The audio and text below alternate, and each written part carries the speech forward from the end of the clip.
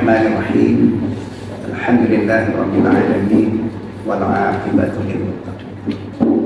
Wala 'udwana illa 'alal zalimin. Wa asyhadu an la ilaha illallah wahdahu la syarika lah. Ilahul awwalin wal akhirin, qayyumus samawati as-sab'i wal ardi. Al-fardus samad alladzi lam yalid wa lam yulad wa lam yakul lahu kufuwan ahad. Wa asyhadu anna Muhammadan 'abduhu wa rasuluhu wa habibuhu wa khaliluhu al-hadi ila siratin mustaqim wal da'i ila dinil qayyim. Sallallahu alaihi wa ala alihi wa azwajihi wa dhurriyyatihi wa ashabihi wa man tabi'ahum bi ihsan ila yaumil qiyamah. Ikhwatal iman rahimani wa rahimakumullah. Waffaqani wa waffaqakumullah. Alhamdulillah, kita dipertemukan kembali oleh Allah Taala di ruangan ini. Insyaallah kita akan melanjutkan penelaahan materi kita adalah satu usul landasan utama dan penjelasan. Seharusnya setiap muslim itu menyadari setelah menjadi muslim dia punya kewajiban untuk mempelajari agamanya. Keislaman itu tidak final setelah orang itu menjadi muslim. Yang kadang-kadang yang membuat seorang muslim itu statis, sudah Islam puluhan tahun tapi kadang-kadang ilmu dasar itu tidak dikuasai karena tidak meluangkan waktu untuk belajar. Demikian juga kadang-kadang ada orang itu mu'allaf, alhamdulillah sudah dapat hidayah masuk Islam, cuman statis itu aja sejak mu'allaf puluhan tahun yang lalu. Mestinya setiap muslim dan muslimah itu memang meluangkan waktu untuk mempelajari agama, sehingga Islam itu benar-benar ada pada dirinya, bukan sekedar pengakuan. Seorang muslim itu yang pertama dan utama imannya, keyakinannya atau akidahnya itu harus Islamiyah. Ibadahnya, jalan untuk mendekatkan diri kepada Allah itu juga harus ibadah-ibadah yang disyariatkan. Demikian juga akhlak yang menghiasi dirinya itu adalah akhlakul karimah. Dan tata cara dia menjalani hidup itu idealnya juga berbasis adab syariah. Ketika ini sudah diupayakan, berarti orang ini ada kesungguhan untuk menjadi muslim sejati. Dan kalau sudah benar-benar menjadi muslim sejati, istiqamah di atas Islam, meninggal wafat dalam keadaan husnul khatimah, ini adalah insya Allah Islamnya itu akan memberikan manfaat yang sangat besar, menjadi penyebab dia bahagia di dunia, bahagia di barzah, dan terutama nanti bahagia di akhirat. Alhamdulillah, dari kitab yang kita pelajari ini memang pertama dan utama itu adalah kita diingatkan, dimotivasi untuk mempelajari kemarin itu ilmu, amal, dakwah dan sabar gitu ya. Ilmunya itu isinya adalah yang disebutkan di sini karena ini kitab kecil ya, ringkas. Ini bagian yang paling pokok. Yang kalau ibarat membangun gitu ya. Kalau dunianya Pak Permadi itu yang bangun-bangun gitu Pak ya. Ini ibarat material pokok Pak. Jenengan tidak mungkin bisa mendirikan sebuah bangunan kalau material pokok itu tidak terpenuhi. Demikian juga yang diungkapkan itu. Mengenal Allah, mengenal Rasulullah Sallallahu Alaihi Wasallam, dan mengenal Islam. Ini tiga hal pokok ya, yang harus diperhatikan oleh setiap muslim, dan insya Allah dari kitab ini kita akan dipandu ya. Dan juga kitab-kitab lain ya, yang isinya sama ya.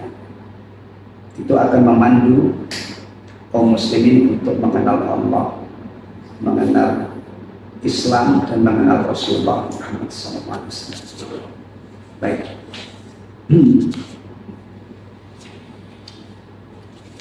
Ayat yang dikutip sebagai dalil atau surah ya, yang dikutip sebagai dalil tentang wajibnya halal tersebut, ilmu, amal, dakwah dan sabar, adalah surah Al-Asr. Di mana Imam Syafi'i rahimahullah, di sini komentar Imam Syafi'i terhadap surah ini, seandainya Allah, aslinya tentunya perkataan beliau ini bahasa Arabnya, qala Syafi'i rahimahullah, law ma anzalallahu hujjatan ala khalqihi illa hadhihi surah lakafat. Halaman 10 ya. Imam Syafi'i rahimahullah berkata, seandainya Allah tidak menurunkan hujjah atas makhluk kecuali surat ini, maka ini sudah cukup bagi mereka. Kenapa? Karena di dalam surah ini Allah jelaskan sebab-sebab. Orang-orang yang berakal, orang-orang yang hebat, yang punya cita-cita mulia, itu pasti dia ingin menggapai keberuntungan, ingin terhindar dari kerugian. Apalagi orang Islam itu kalau bicara keberuntungan itu bukan hanya sesaat di dunia ini. Beruntung di dunia, beruntung di barzah, beruntung di akhirat. Nah, di dalam surah yang sangat singkat ini Allah sebutkan semua manusia merugi kecuali yang beriman, beramal soleh, tawassaw bil haq, tawassaw bis sabr. Sekilas ya, kalau surah ini dijadikan dalil tentang 4 hal yang dipaparkan oleh penulis Syekh Muhammad bin Abdul Wahab, itu kelihatannya tidak nyambung. Ya, karena yang disebutkan itu ada iman, amal soleh, dakwah, dan sabar. Kok bisa ayat ini dikutip oleh beliau sebagai dalil tentang masalah tersebut? Apa nggak salah? Kalau kita melihat sekilas bisa saja ada kesan seakan-akan tidak nyambung. Karena yang disebutkan oleh beliau itu ilmu, amal, dakwah. Kok tiba-tiba dalilnya surah Al-Asr? Ini perlu merenung sesaat. Tidak salah beliau, tidak salah ngutip. Memang ini dalilnya. Tapi memang perlu merenung sesaat. Kalau yang disebutkan oleh Allah sebab keselamatan itu pertama beriman, amal soleh. Mungkinkah orang itu beriman tanpa ilmu? Orang yang namanya beriman itu kan berawal dari ilmu dulu. Apa yang diwajibkan oleh Allah untuk saya imani, kemudian dia nggak mungkin. Bahkan ya mustahil lah dibayangkan orang itu punya keyakinan kalau tanpa didahului dengan, apalagi orang Islam, keyakinannya itu tidak boleh asal-asal, meyakini apa-apa yang Allah perintahkan untuk diyakini. Amilus shalihat, beramal soleh. Mungkin nggak kita ini sebagai orang Islam bisa beramal soleh kalau tidak ada amal yang dilakukan tanpa ilmu? Itu tidak mungkin amal soleh, ya amal-amalan, asal-asalan. Kalau toh benar itu kebetulan, ya kan? Tapi kalau ilmunya ini ready, siap, kemudian diamalkan, beramal sesuai dengan ilmu. Dan itu kalau di dalam Islam memang prinsip banget ya. Amal diterima itu kalau benar, pelaksanaannya benar, niatnya ikhlas. Nah benar itu tidak mungkin tanpa ilmu.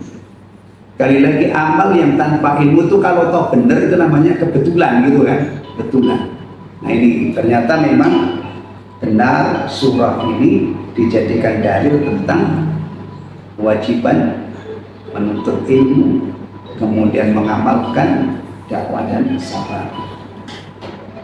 Baik, kita lanjutkan. Ini penjelasannya cukup panjang tapi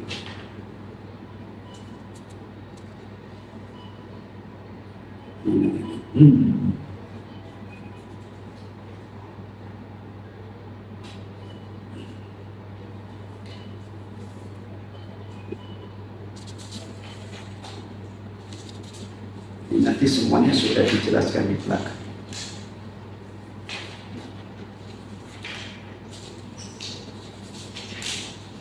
Kewajiban bagi muslim. Kita lanjut halaman 30. Ini matannya ya. Matannya itu artinya apa namanya? Ini adalah kitab aslinya. Kemudian nanti berikutnya ada penjelasannya.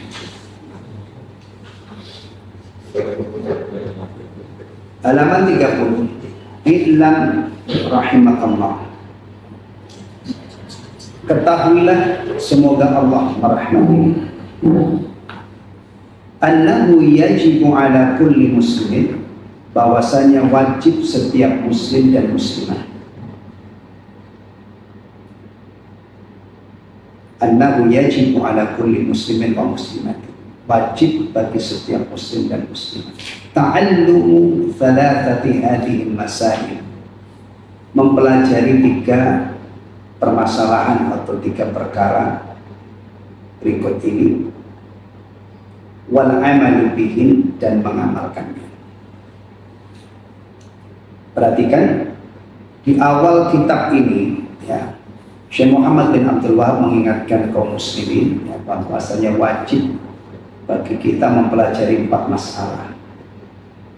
Ilmu ya, isinya itu mengenal Allah, mengenal nabinya, dan mengenal Islam.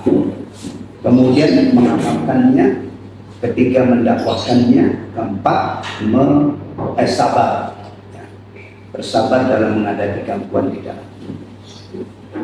Nah, sekarang beliau juga melanjutkan pemaparannya.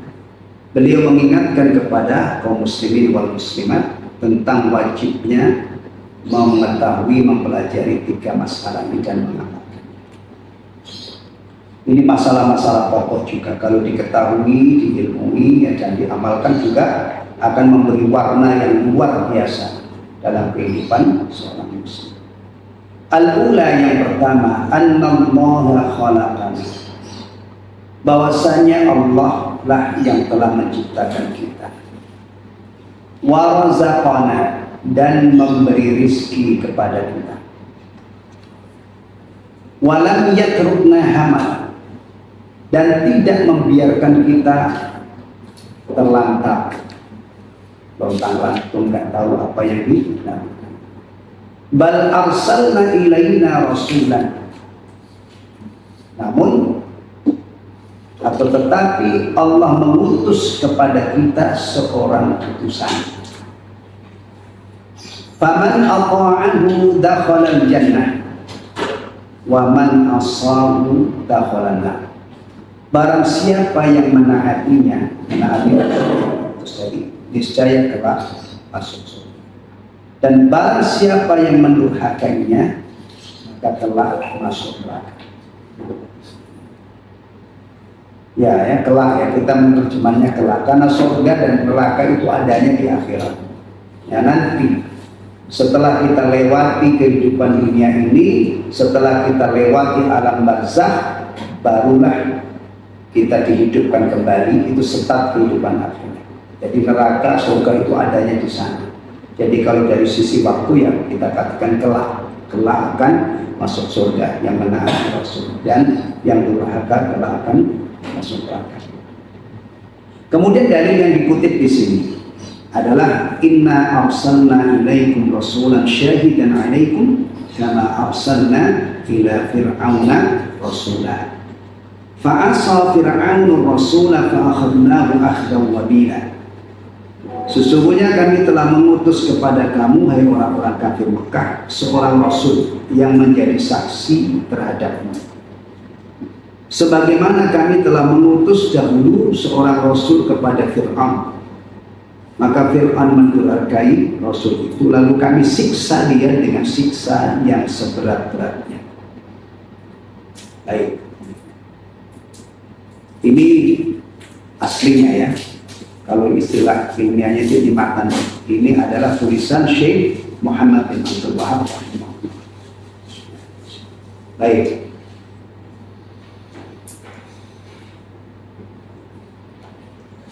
Kita buka halaman 32. Sampai di situ kita lanjutkan dengan syarah.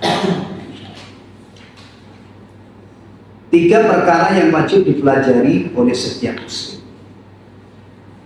I'lam rahimakallah dan seterusnya tadi. Ketahuilah semoga Allah merahmati Anda setiap muslim dan muslimah.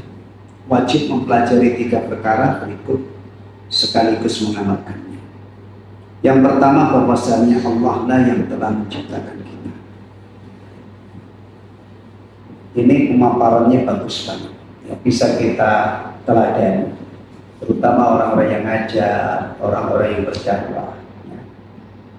Tadi sebelum penulis menyampaikan materi itu, orang yang membaca kitab ini ya, atau yang mendengar apa yang beliau sampaikan itu didoakan semoga mendapatkan rahmat. Doa semoga Allah memberikan rahmat kepada seseorang, ini yang didoakan harus muslim. Tidak mungkin orang di luar Islam kita doakan mendapatkan curahan rahmat Allah. Ini garis bawahi ya. Kecuali orang di luar Islam yang masih hidup, kita doakan misalnya semoga Allah memberikan hidayah kepadanya, doa mendapatkan hidayah. Tapi kalau sudah meninggal dalam keadaan tidak muslim, maka tidak mungkin didoakan mendapatkan ampunan rahmat. Maka biasanya doa ini ya, itu khusus untuk orang-orang yang beriman. Allahumma ighfir lil muslimina wal muslimat wal mu'minina wal mu'minat, dan seterusnya. Yang namanya ampunan, rahmat itu memang hanya bisa kita mohonkan kepada Allah ya, untuk saudara-saudara kita sesama muslim agar dapat ampunan, dapat rahmat. Termasuk salam, assalamualaikum warahmatullahi wabarakatuh. Di situ kan ada rahmat. Ini hanya boleh diucapkan dari muslim untuk muslim. Bahkan Rasulullah sudah mengantisipasi kalau seandainya ada orang di luar Islam mengucapkan assalamualaikum, maka Rasulullah membimbing jawabnya cuma waalaikum. Tidak boleh kita waalaikumsalam warahmatullahi wabarakatuh.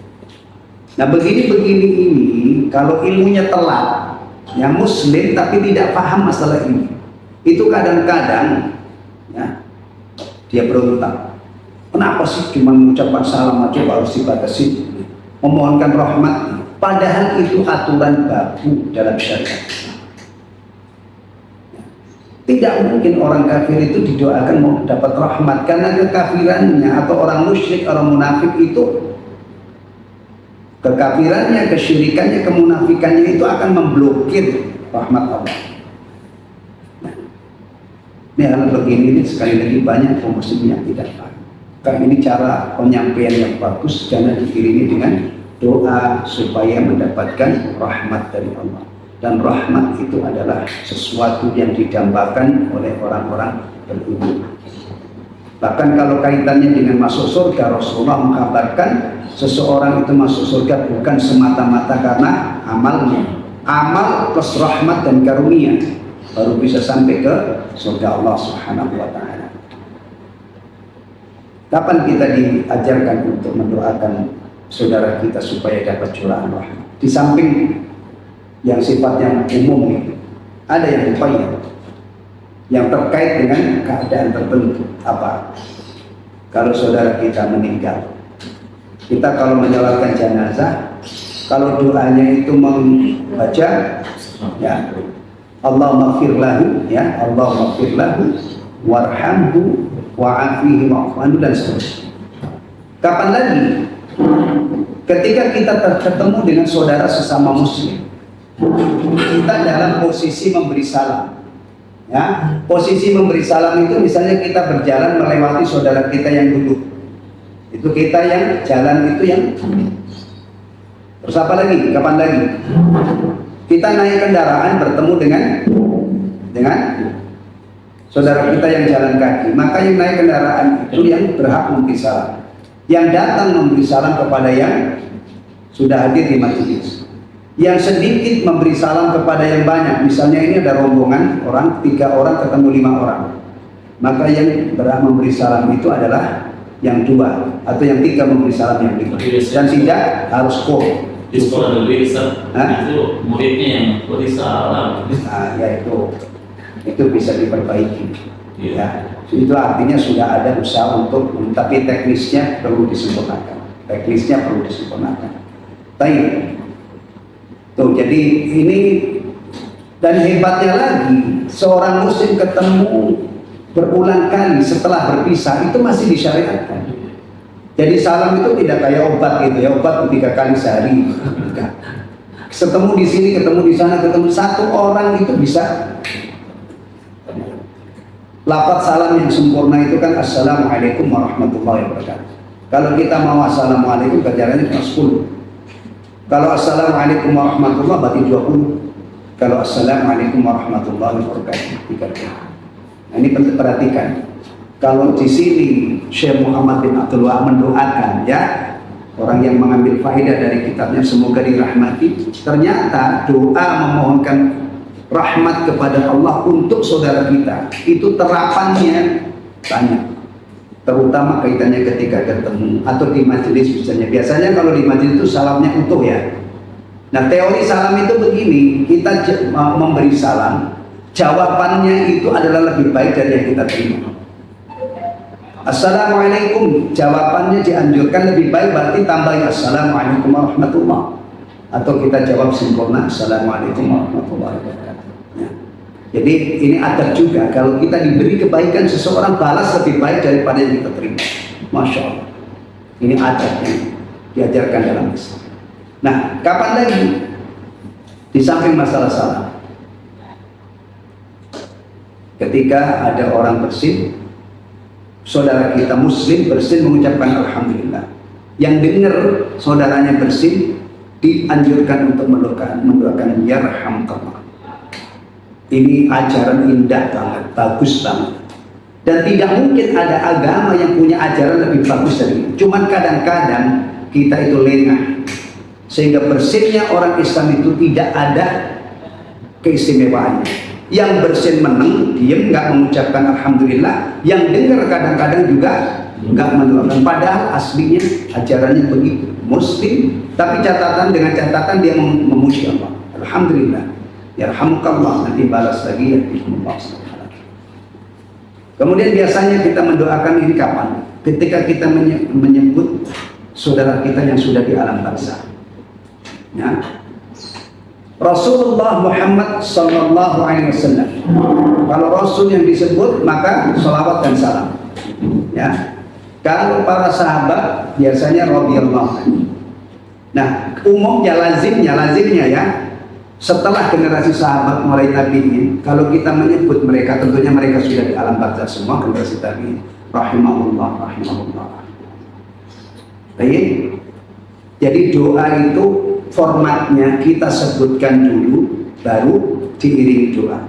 Itu mulai dari malaikat ya, Jibril alaihissalam, Rasulullah sallallahu alaihi wasallam, atau biasanya kalau rasul-rasul yang itu kita juga menyebutnya alaihissalam atau sallallahu alaihi wasallam. Tapi untuk Rasulullah karena perintahnya sallu alaihi wasallimu taslima, maka minimal sallallahu alaihi wasallam.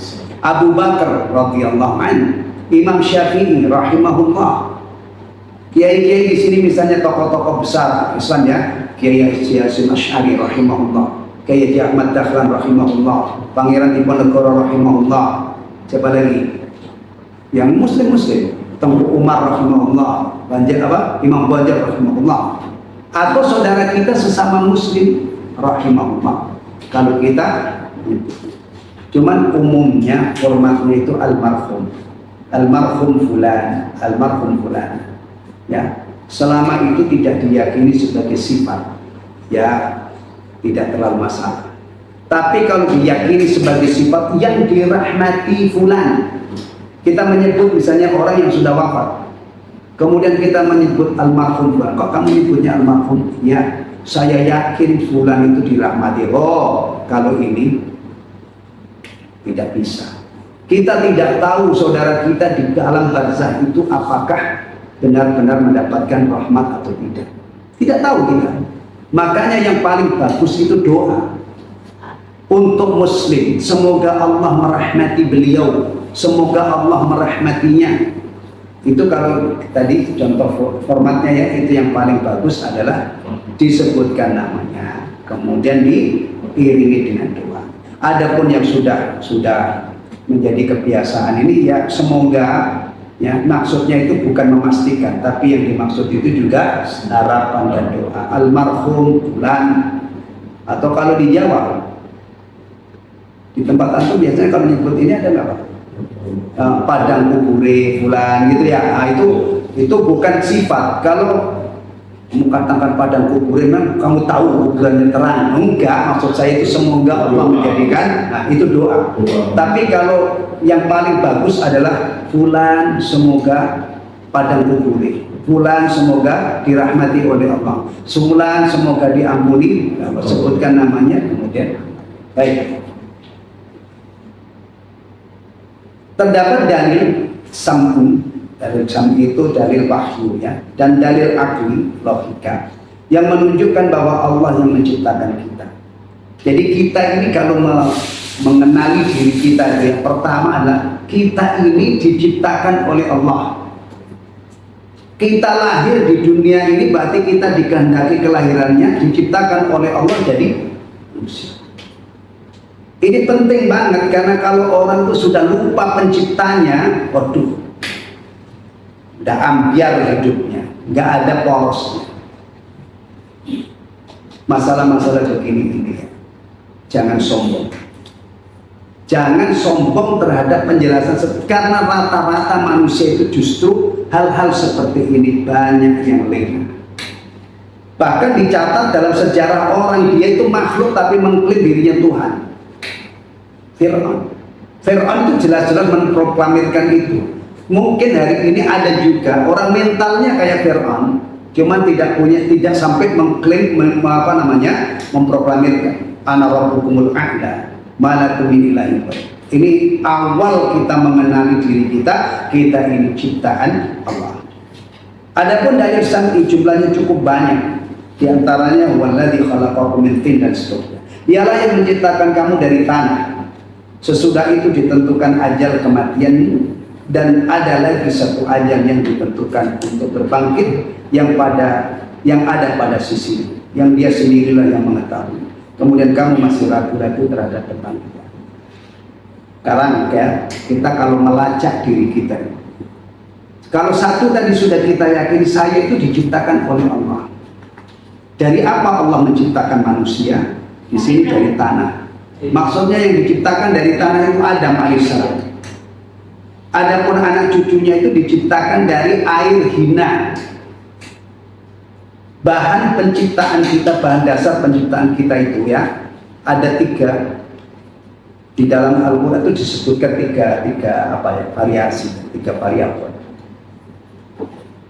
Pertama, ma'im mahin. Ma'im mahin, air yang hina. Diungkapkan oleh Allah Subhanahu wa taala ini dalam surah Al-Ma'im Mahin. Alam nakhluqukum min ma'in mahin. Surah Al-Mursalat ya, Ma'im Mahin. Udah ini aja, nanti ayat-ayatnya dicari sendiri. Surah Al-Mursalat. Diungkapkan oleh Allah Subhanahu wa taala nutfatin amsyaj. Sperma yang bercampur, laki-laki dan perempuan. Kalau di dalam Islam nikah dulu, baru melakukan hubungan intim, insya Allah jadi anak. Anaknya sah, legal, punya nasab yang jelas. Ma'in dafiq, air yang memancar. Kalau kita ini sudah, sekali lagi, sudah tadi awalnya, startnya, permulaannya, saya ini diciptakan oleh Allah. Pertanyaan yang paling dekat, dari apa Allah menciptakan kita? Ya, dari nutfah. Cuma nutfah itu diungkapkan pertama ma'im mahin, air yang hina, menjijikkan. Bahkan kalau dalam tinjauan fikih itu dibahas mani itu najis atau tidak. Masya Allah ya. Kalah dengan air putih, kalah dengan air hujan. Air hujan itu jelas tentang air penuh berkah. Baik, ini nanti penting untuk fase berikutnya. Tapi kalau Allah menghendaki, bisa saja di luar kewajaran ini. Isa alaihissalam itu tidak ada nutfah amsyaj. Isa alaihissalam itu lahir tanpa bapak. Maryam itu wanita suci, tidak pernah disentuh laki-laki, tapi Allah yang Maha Kuasa menghendaki lahir. Ada yang juga sama sekali tidak dari nutfah. Adam alaihissalam itu dari tanah, karena beliau alaihissalam adalah manusia pertama.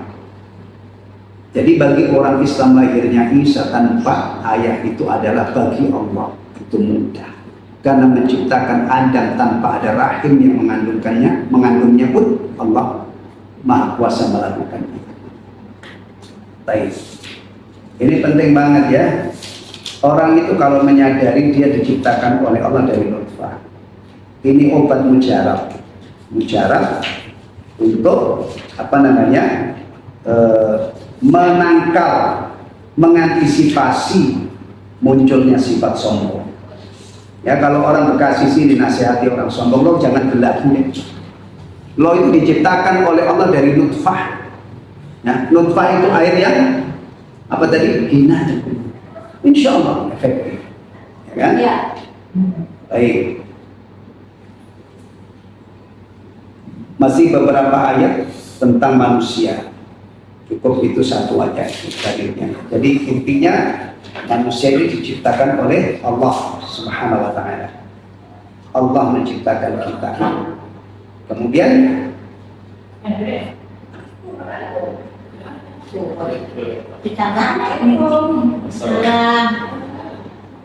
ya.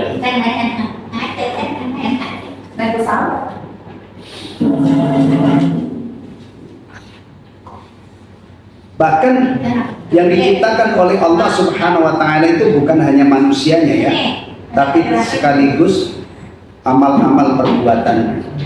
Dan Allah lah, ini halaman 34, wallahu khalaqakum wa ma ta'malun, dan Allah lah yang menciptakan kamu serta apa yang kamu kerjakan. Ya, ini pertama, intinya apa tadi? Kalimat kita ketika mengidentifikasi diri kita, ya, yang pertama Allah menciptakan kita. Dari apa? Allah menciptakan kita dari nutfah. Ini luar biasa. Kalau kita kembangkan sedikit ya, manusia yang diciptakan oleh Allah dari nutfah itu ternyata dinyatakan oleh Allah Subhanahu wa Ta'ala diciptakan dalam sebaik-baik bentuk. Bahannya memang nutfah, tapi setelah menjadi manusia itu dipuji oleh Allah sang pencipta kita ini sebaik-baik. Ini yang luar biasa ya. Ini adalah terdapat bukti kemahakuasaan Allah yang luar biasa. Perhatikan ya, biasanya barang-barang mahal yang diciptakan oleh manusia itu dari bahan yang bagus kemudian diolah menjadi bahan bagus, wajar ya. Nih mebel atau barang-barang ini ya, itu kadang-kadang bagus, harganya mahal karena memang bahan aslinya bagus. Apa misalnya kayu jati misalnya ya, wajar. Bahan bakunya kayu jati itu punya spesifikasi, punya keistimewaan yang bagus. Ketika diolah menjadi bagus, wajar. Ibu-ibu yang hobi masak misalnya bisa bikin makanan enak, itu karena memang bahannya istimewa ya kan? Orang misalnya bisa bikin kue yang lezat dan enak, memang bahannya bagus-bagus, dari tepung, terigu, plus apa lagi biasanya apa? Telur, kemudian ada margarin, kemudian ada aroma macam-macam, vanila ini dan itu, ya kan? Di mix, diolah, kemudian jadi kue. Wajar kuenya enak. Orang memang bahannya bagus. Tapi siapa sangka manusia makhluk istimewa ini kalau kita telusuri ternyata diciptakan oleh Allah dari nutfah. Makanya kalau bahasa orang sini gitu ya, untuk apa namanya, negur, untuk nasihati orang-orang yang sombong, orang-orang yang belagu istilahnya, itu gampang banget. Lo jangan belagu, bercermin kamu itu diciptakan oleh Allah dari Allah. Apalagi ketika Masya Allah diciptakan oleh Allah apa namanya, istimewa, cantik, jelita, tampan, tapi dia tidak bersyukur kepada Sang Penciptanya. Na'udzubillah. Itu kalah dengan kambing tampan. Orang yang tampan tapi dia tidak bersyukur kepada Sang Penciptanya, apalagi kalau hidupnya itu untuk menentang Sang Penciptanya, apalagi sampai kafir. Na'udzubillah, itulah kalah dengan kambing ya, kalah dengan kambing. Iya, baik. Kemudian poin berikutnya tadi pengurus mengingatkannya, kalau sudah sampai di sini, ya, ini panjang banget ini masalah penjelasannya. Lanjutnya, apa setelah kita mengetahui bahwa kita diciptakan oleh Allah, kita itu diciptakan tidak dibiarkan lontang lantung, tidak dibiarkan apa tadi kalau di sini tadi, dibiarkan terlantar, enggak. Kita itu kalau sudah satu tadi sudah kita pahami, kita diciptakan oleh Allah dari nutfah, ya, mahin, dan seterusnya. Keberadaan kita di dunia itu bukan asal hidup, tapi di balik penciptaan kita ini ada hikmah besar. Kita diciptakan oleh Allah untuk beribadah kepadanya, kehambaannya. Kita diciptakan oleh Allah untuk tunduk patuh, menjalankan perintah-perintahnya, menjauhi larangannya. Kemudian kalau kita hubungkan dengan akhirat, kita ini disediakan surga atau neraka. Karena manusia waktu hidup di dunia itu dia diperintah oleh Allah, dilarang oleh Allah, ya, maka nanti disediakan tempat kembali. Antara yang beriman, beramal soleh, antara yang kafir pasti dipisah. Nih. Jadi kenali diri kita baik-baik. Ini yang saya katakan tadi, prinsip-prinsip ini kalau dipahami dan dipraktekkan itu akan memberi pengaruh yang sangat dahsyat. Setiap muslim muslimah itu mestinya sadar, saya ada di dunia ini untuk beribadah kepada Allah. Tapi apa yang terjadi hari ini itu pasaran banget. Orang Islam gak sholat 5 waktu, gak jumatan, gak puasa, gak zakat, makan makanan yang dilarang oleh Allah, melakukan apa yang dilarang oleh Allah. Na'udzubillah. Maka pentingnya kita mengaji kitab ini, itu bisa rasakan. Ya. Saya diciptakan oleh Allah untuk tidak sia-sia, tidak seperti yang lain. Sapi, kerbau, onta, atau yang disebut binatang ternak, itu tidak ada seperti itu. Mereka diciptakan oleh Allah dilepas begitu saja. Manusia untuk ibadah. Tujuannya atau hikmah penciptaannya. Dari sinilah nanti sekali lagi orang itu apakah dibalasi oleh Allah surga atau terkait dengan. Ya. Makanya di sini disebutkan oleh penulis tadi, kita itu tidak diciptakan begitu saja, tanpa tujuan, tanpa perintah, tanpa larangan, dibiarkan lontang-lantung, enggak. Bal arsalaina rasul. Kita diciptakan oleh Allah untuk ibadah, dan ibadah itu tidak mungkin kita kerjakan sendiri-sendiri. Allah memilih di antara hamba-hambanya menjadi rasul, diwajibkan oleh Allah untuk membimbing umat manusia. Makanya keselamatan dan kebahagiaan itu sangat ditentukan sikapnya terhadap Rasul. Yang taat masuk surga, yang durhaka masuk neraka. Bahkan kalau dulu itu bukan hanya surga, bukan hanya neraka, di dunianya orang-orang yang durhaka kepada Rasul itu disikap oleh Allah, diadab oleh Allah dengan berbagai macam adab di dunianya, belum lagi nanti di akhirat. Jadi ini dimaksud sekalian buat iman rahimani wa rahmatullah yang bisa kita pelajari. Tapi tolong ingatkan ya, nanti adalah berikutnya mulai mengupas tentang bal arsala ilaina rasulan faman ata'ahu dakhala jannah wa man asahu dakhala nar. Ya.